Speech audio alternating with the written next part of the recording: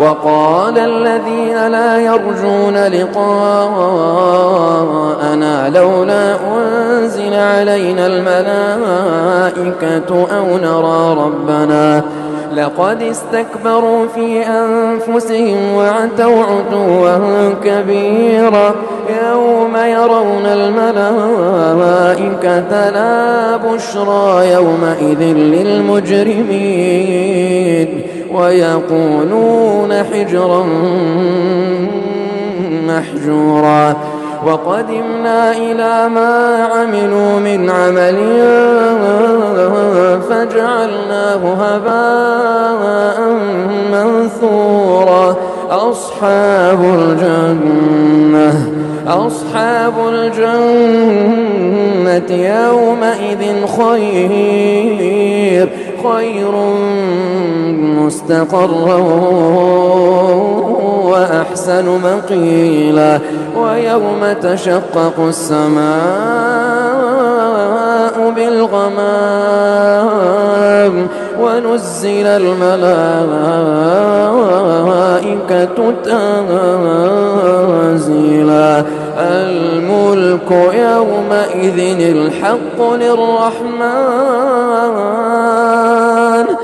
وكان يوما على الكافرين عسيرا ويوم يعض الظالم على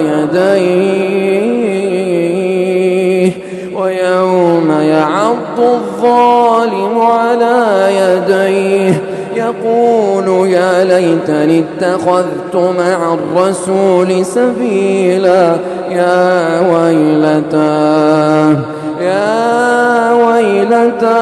ليتني لم أتخذ فلانا خليلا لقد أضلني عن الذكر بعد إذ جاءني وكان الشيطان للإنسان خذولا وقال الرسول يا رب إن قوم اتخذوا هذا القرآن مهجورا وقال الرسول يا رب إن قوم اتخذوا هذا القرآن مهجورا وكذلك جعلنا لكل نبي عدوا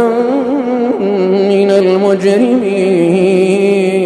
وكفى بربك هاديا ونصيرا وقال الذين كفروا لولا نزل عليه القرآن جملة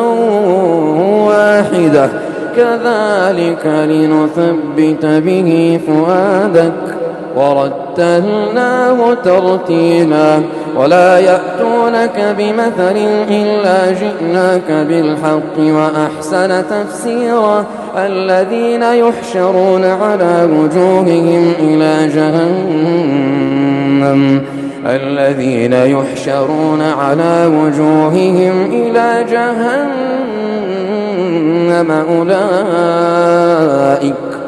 أولئك شر مكانا وأضل سبيلا.